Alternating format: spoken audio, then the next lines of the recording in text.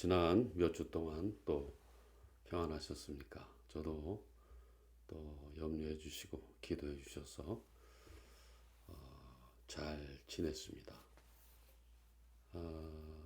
유튜브 조회수가 좀 현격하게 줄어들어서 제가 말씀을 좀 잘못 전한 게 있나, 또 말을 좀 험하게 한 것이 있나, 저 자신을 좀 돌아보는 그런 시간들이었던 것 같기도 합니다.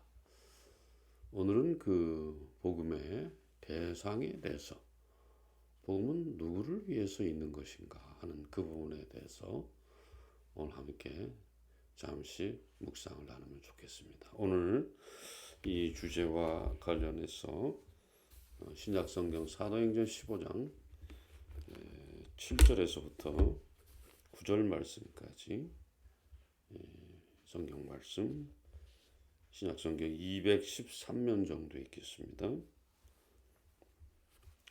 사도행전 15장 7절에서 9절 말씀까지 자신들을 제가 읽겠습니다. 7절입니다. 많은 변론이 있은 후에 베드로가 일어나 말하되, 형제들아, 너희도 알거니와 하나님이 이방인들로 내 입에서 복음의 말씀을 들어 믿게 하시려고 오래전부터 너희 가운데서 나를 택하시고, 또 마음을 아시는 하나님이 우리에게와 같이 그들에게도 성령을 주어 증언하시고 믿음으로 그들의 마음을 깨끗이 하사 그들이나 우리나 차별하지 아니하셨느니라. 아멘. 우리가 늘 마음속에 간직하고 있는 복음, 우선 그 복음이라는 의미가 어떤 의미인가 여러분 한번 생각해 보셨습니까? 많은 사람에게 주어지는 구원의 기쁜 소식이다, 이렇게 정의할 수 있겠습니다. 많은 사람에게. 사실은 한 개인에게도 복음이 전해지기도 하지만은 그 개인에게 복음이 전해질 때에 그 주변에는 많은 사람들이 그것을 듣게 되는 것이죠.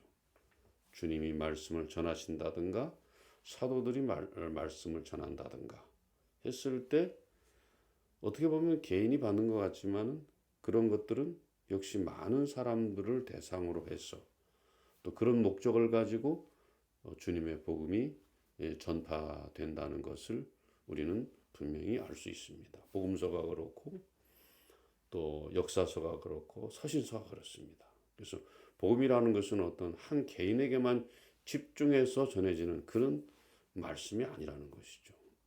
많은 사람들을 대상으로 해서 또 보다 많은 사람들이 그 복음을 듣고 구원을 얻도록 하기 위해서 하나님의 복음은 전달되기 시작하는 것이고 전파되기 시작한다, 이렇게 말씀드릴 수가 있겠습니다. 근데 요즘에 보면은요, 이 복음이라는 것이 자꾸 변질되는 것 같아요.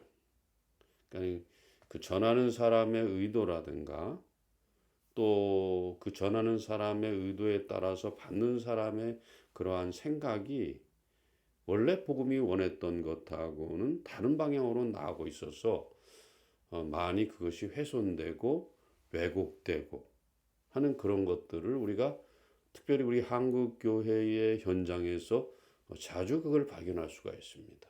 너무 왜곡되기 때문에 이거는 이제 복음이 아니라 무슨 개인을 위한 어떤 그런 어떤 그런 이야기처럼 그렇게 들려질 때가 많은데 사실은 그렇지 않습니다. 하나님의 복음은 온 인류를 위해서 또 보다 많은 사람들을 위해서, 그죠? 그렇게 전파되도록 계획된 것이 바로 복음이다, 하나님의 말씀이다, 이렇게 이야기할 수가 있을 것 같습니다. 근데 요즘에는 그런 것들이 아까 말씀드린 것처럼 왜곡돼 가지고 개인에게 물론 변화가 일어나지만 그 개인의 변화라는 것은 그 사람 혼자만의 변화를 의도하는 건 아니거든요. 그 사람의 변화로 인해서 주변 사람들이 함께 변화될 수 있도록 하고자 하는 것이, 또 그렇게 설계된 것이 저는 복음의 그런 모습이다, 이렇게 말씀을 드릴 수가 있을 것 같아요.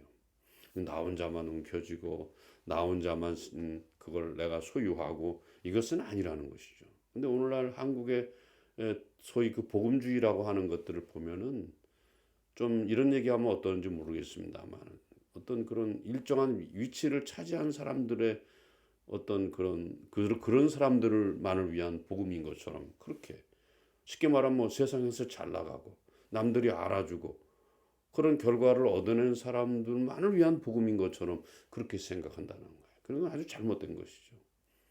우리가 복음서로 들어가 봤을 때 주님께서 오히려 종교 지도자들이라든가 일정 부분의 어떤 계급에 있는 사람들을 향해서 항상 꾸짖었어요. 왜? 잘못돼 있으니까. 그러니까 우리가 어떤 세상의 조건하고 조건을 그대로 내가 누리면서 하나님의 복음을 그대로 제대로 잘 이해한다는 것은 그건 아주 어려운 얘기예요. 어떻게 보면 그건 불가능한 얘기일 수 있는데 우리는 그런 부분들에 대해서 잘 이해하는 것이 굉장히 중요하다 이 말이죠. 그래서 오늘날 한국 교회가 이렇게 사단이 난 것은 그 복음의 방향이 무엇인가 하는 것에 대해서 잘 모르기 때문에 그렇습니다. 무슨 개인의 혹은 개인의 어떤 소원을 위해서 어떤 그런 기복 신앙을 위해서 주어진 것이 절대 아닌데도 불구하고 한국 교회는 그렇게 변화되기 시작한 거예요. 그렇지 않습니까? 그래서 경제 부흥 시기를 거쳐서 민주화를 거쳐서 오늘 뭐 산업화를 거쳐서 민주화를 거쳐서 이제 뭐 제4차 산업혁명 시대에 와서 이렇게 보면은 복음은 오히려 그 복음의 본질에 대해서는 사람들이 관심이 없어요.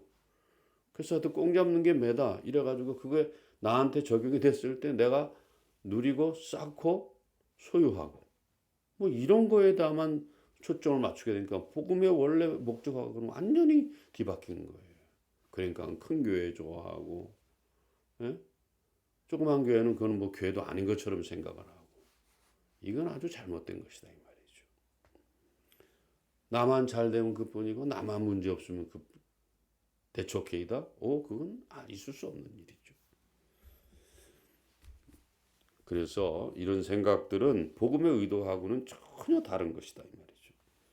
복음의 책들을 우리가 복음의 책들인 복음서 읽어다 보시면은 거기 아까도 말씀드린 것처럼 개인을 향하여 말씀이 전달되지만은 그것이 개인만을 위한 것이 아니라는 걸 우리가 금방 알 수가 있어요. 많은 사람들, 특별히 주님께서는 산상복음이라든가 이런 것들을 말씀하실 때 거의 개인적으로 말씀하신 적이 거의 없어요. 산에 오르셔서 말씀 전하시고 또 많은 그런 군중 속에서 하나님의 말씀을 전하시고 많은 사람들이 보는 가운데서 하나님의 말씀을 전하셨던 거예요. 그러니까 우리가 그 복음의 의도를 잘 이해를 하고 우리가 복음을 접하고 나에게 적용시키는 것이 필요하다.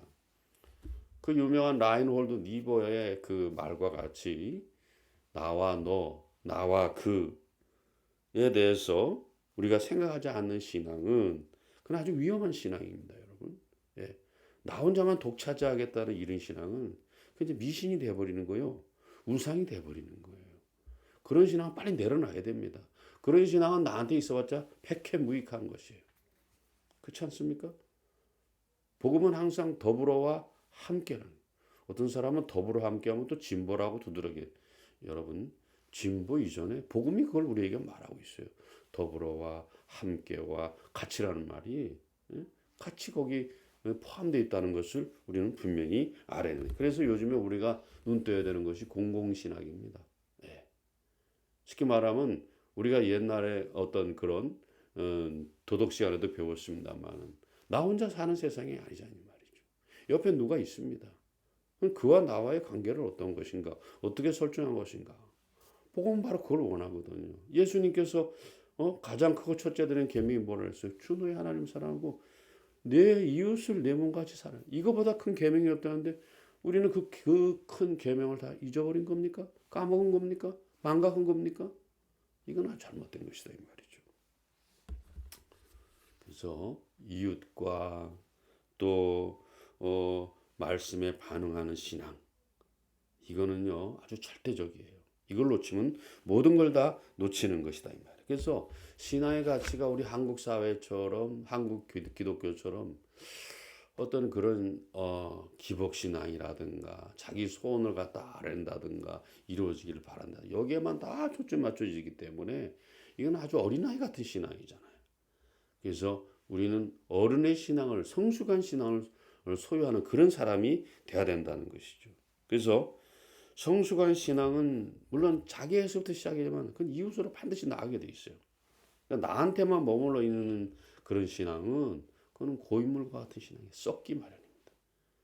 그래서 이제 이웃을 향해서 점점 흘러나가야 돼서 모든 사람들을 함께 아우르고 모든 사람들과 함께 하는 것입니다. 그러다 보면은 복음을 받은 내가 자연스럽게 누구를 닮아갑니까?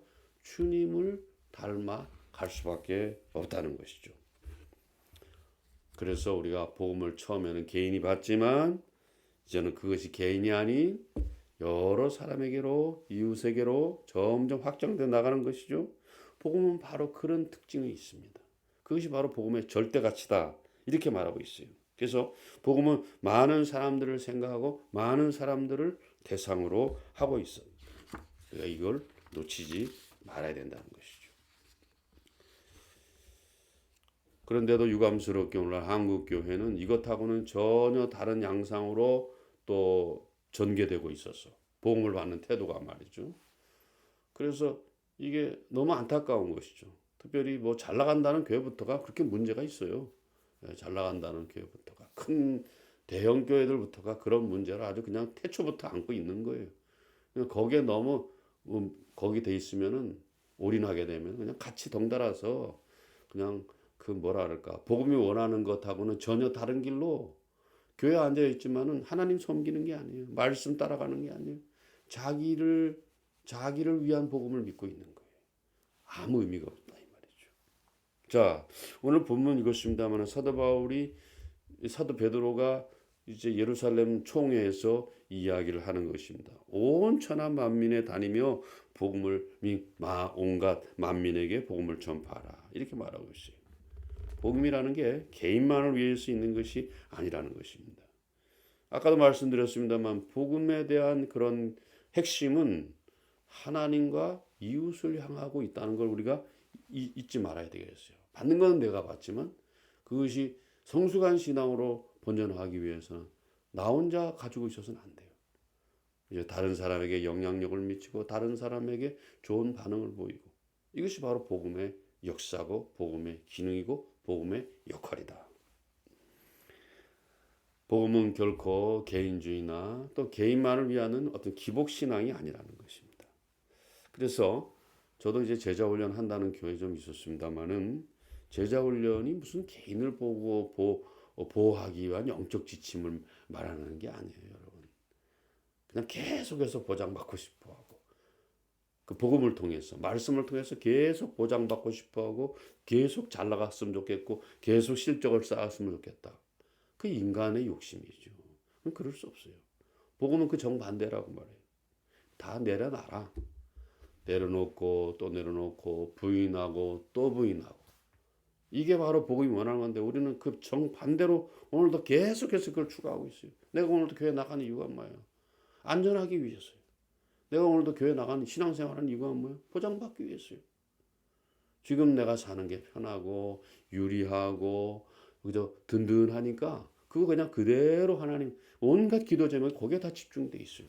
그거는 신앙이라고 말할 수 없는 저는 그렇게 생각합니다. 여러분 저도 제자 훈련 하는 교회에 있었습니다만 저는 제자 훈련이 무너지는 모습을 현장에서 봤어요. 어떨 때 무너진 줄 아십니까? 제자 훈련이 말씀을 떠나거나 제자 훈련이 개인의 업적과 개인의 탐욕에 부응해서 시작되면은 그건 아무리 많은 사람들이 훈련을 받고 아무리 많은 사람들이 수료를 받고 배출된다 하더라도 그거는 사람의 제자만 키워낼 뿐이지 주님의 제자는 단 한 명도 키워내기 어렵다는 것이에요. 그래서 이렇게 안 되려면은 우리는 다시 그 복음을 내가 처음 받을 때 내가 받지만은 어떻게 된다고요? 다른 사람에게 영향력을 끼치는 그런 모습으로 나가야 돼요. 나보다는 이웃을 위해서 배려하고 이웃을 사랑하고 이웃과 함께하는 것. 그거 외에는 도무지 아무것도 아니다 하는 것을 우리가 알아야 되겠습니다. 여러분 잘 아시는 것처럼 18세기 영국의 유명한 복음주의자들은 그들이 어떤 그 사회 활동에 적극적으로 참여를 했는데 그들은 노예 판매 금지, 노예 무역 금지라는 그런 법과 그다음에 또 하나는 사회 개혁 운동에 관한 법률들을 그들은 제정하기 시작을 했어요. 왜 그러냐? 하나님의 복음은 사람들의 그런 그 어떤 삶과 인권에 대해서 도무지 모르는 척하지 않기 때문에 그렇습니다. 같은 그 당시만 해도 얼마나 이 개화가 덜 됐습니까? 그러나 하나님의 복음은 그 전부터 벌써 확 열려 있었죠. 그래서 내 이웃을 내 몸같이 사랑하라는 말은 뭐 기가 따갑도록 우리가 들었습니다만 잘 따르지 않는 거예요. 그러면서 아까도 말씀드린 것처럼 나 소유하고 나 보장받고 나 하나 든든하기 위해서 내 밑에 사람을 두고 깔아뭉개고 업신여기고 그들을 물건처럼 대하고 이런 것들은 보험에 배치되는 그런 것들이다 이렇게 볼 수가 있습니다. 그래서 그 당시에 그 영국의 복음주의자들은 사람에 대해서 아주 존중을 했습니다. 그리고 주님께서 이웃을 사랑하라는 그 명령에 그들은 충실했다 이 말이에요. 그래서 요즘의 사람들은 뭐 인권 문제 나오고 배려하라고 그러고 하게 되면은 이게 무슨 얘기인가 그런 사람들 존중하라 그러면은 이게 뭐 무슨 얘기야? 굉장히 혼란스러워요. 왜 그래요? 복음을 잘못 받았기 때문에 그렇습니다. 복음을 제대로 받은 사람들은 다른 사람의 인권에 대해서, 다른 사람의 인격에 대해서, 다른 사람의 삶에 대해서 관심이 많아요. 어떻게 하면 그들을 어떻게 하면 세워줄까? 그들이 고통 속에 있으면 어떻게 하면 그 사람들을 고통 가운데서 건져낼 수 있을까? 그 주님의 모습이잖아요. 이런 모습이 우리에게 필요하다는 것입니다. 그래서 우리가 참 성도로서 시작하는 바로 그런 모습으로 여러분과 제가 시작을 해야 되는데 만약에 우리가 이런 것들을 낯설어하고 혼란스러워한다. 우리는 아직 그리스도인이 아니에요. 이걸 우리가 알아야 되겠고 하나 더 우리가 알아야 돼요. 복음이 가르치는 것은 뭐냐? 그것은 삶과 행동이라는 것이에요. 그래서 그거는 우리가 아는 것처럼 예수님께서도 이 땅에 오셔서 주님의 말씀을 의도를 받자마자 그냥 삶으로 그냥 그대로 행동으로 그대로 펼쳐나가지 않았습니까? 회개하라 천국이 가까웠다. 그 복음을 온 천하 사람들에게 두루두루 전하면서 무엇보다도 그 갈릴리 나사렛에서 그 못 사는 동네 시골촌 동네에서부터 시작을 점점 해가지고 거기서 단단히 하나님의 말씀을 세우신 다음에 맨 마지막에 예루살렘에 와서 이제 십자가를 지셨잖아요. 우리가 그 의도를 분명히 알아야 되는데 왜 그러셨을까? 주님이 왜 그러셨을까? 주님은 항상 그 사역 자체가 삶이고 행동이에요. 우리 신앙도 마찬가지입니다. 삶이 없거나 행동하지 않으면 그냥 다 죽은 신앙입니다. 무의미한 신앙이고 능력 없는 신앙이에요. 그걸 우리가 좀 알았으면 좋겠다. 이렇게 생각해요. 그러니까 주님을 믿는다는 사람은 누구도 삶과 행동에서 예외일 수가 없습니다. 꼭 그대로 우리가 따라가야 된다는 것이에요. 그래서 누가 그리스도인이라면 그는 항상 말로만 보여줄 것이 아니고 삶과 행위로 나타내줘야 된다는 것이에요. 자, 어느 유명한 변증신학자, 제가 누구라고 말하면 다 알아들었는데 그 사람 하는 얘기가 복음을 행동으로 옮기는 것은 전도와 제자 훈련이다. 이렇게 뭐 얘기를 좀 했더라고요. 근데 그 사람 제대로 알고 하는 얘기인가 모르겠어요. 요즘에 전도가 뭔지도 모르면서 그냥 무조건 들이대고 믿으라고 하는 그런 사람들이 주변에 아주 많습니다. 좀 신앙을 낮은 차원에서 말씀을 낮은 차원에서 받은 사람들이에요. 신앙의 세계는 무궁무진하게 넓고 깊고 또 아주 그 다양하게 나타나는 그런 포션이 있는데 우리는 그냥 단순하게만 생각을 해요. 그래서 자 여러분 이제 복음을 전할 때에 복음 전하는 자의 삶이 항상 따라가야 돼. 내가 내 생활은 개떡같이 하면서 다른 사람 보고 예수 믿어라? 그럼 제가 늘 말씀드려요. 너나 잘하세요. 복음 전도 안 되는 거예요. 그렇지 않습니까? 그 다음에 또 전도 대상자의 형편은 고려하지도 않고 무조건 때려 믿으라 그래요. 뭐 때려 얻든지 못 얻든지 전파하라 그래요. 여러분 그렇게 되면 복음은 그들에게 들어가지 않습니다. 복음이라는 것이 쉬운 것이 아니잖아요. 그렇기 때문에 전도 대상자의 그 삶도 이해를 하고 하나님의 말씀을 그들에게 전하는 것입니다.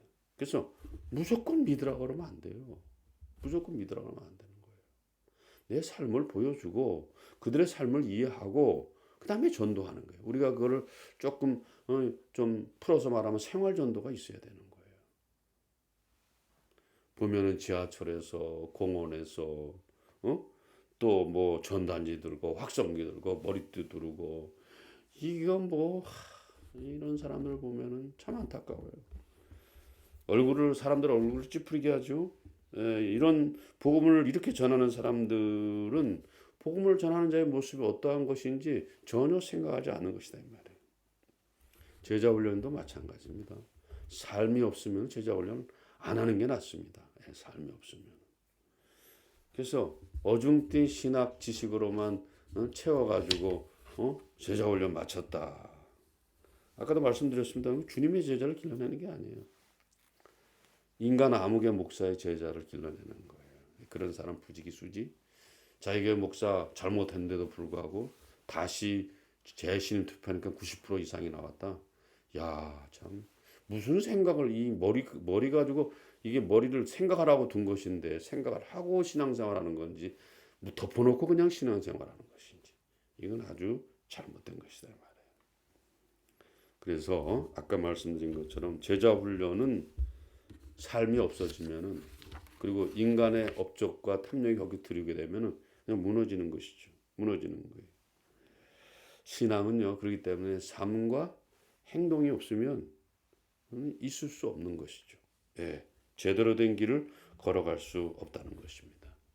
자, 여러분 우리가 우리 장로교 교인들이 근과 옥조로 여기는 몇 가지 슬로건이 있어요. 자, 말씀 중심이다. 뭐 이렇게 말을 하는데 여러분 제가 볼 때는요. 자, 말씀이 무엇하다. 말씀이 하나님의 말씀이다. 이런 말만 하지 말고 말씀대로 살 생각을 해야 됩니다. 또 십자가만 좋아하지 마세요. 뭐 금목걸이, 옥목걸이, 뭐 그런 거 달고 뭐 덜렁덜렁 다니지 마. 또 여기다 뭐 십자가 반지 끼고 다니지 마시고 십자가가 요구하는 삶을 살기를 원하시기 바랍니다. 또 하나님의 은혜만 강조하지 말고 하나님의 은혜를 받았으면 그 받은 사람답게 또 삶으로 그 은혜를 가져가는 이런 모습이 저와 여러분에게 중요하다는 것입니다. 복음이라는 것은 그렇기 때문에 그것이 누구에게 전파될 때 무엇을 믿느냐 하는 것이 중요한 것이 아니라 어떻게 사느냐 하는 것이 중요한 거예요. 이제 묵상을 정리를 해보겠습니다. 여러분 복음이라는 것은 분명히 방향을 가지고 있고 대상을 가지고 있어요. 복음은 한 개인을 위해 주어진 것이 아닙니다. 복음은 많은 사람들과 공동체와 어떤 집단을 위해서 주어진 것이에요. 그리고 복음은 항상 행동하라고 말합니다. 복음은 삶으로 말하라고 말합니다. 이걸 우리가 잊지 않았으면 좋겠어요. 그랬을 때 우리의 신앙을 되돌아보면서 하나님 앞에 내가 어떤 모습으로 나가야 될지 우리 모두가 다 함께 생각하면서 하나님 앞에서 아름답게 신앙생활하는 저와 여러분이 될 수 있기를 주님의 이름으로 부탁을 드립니다. 감사합니다. 평안하십시오.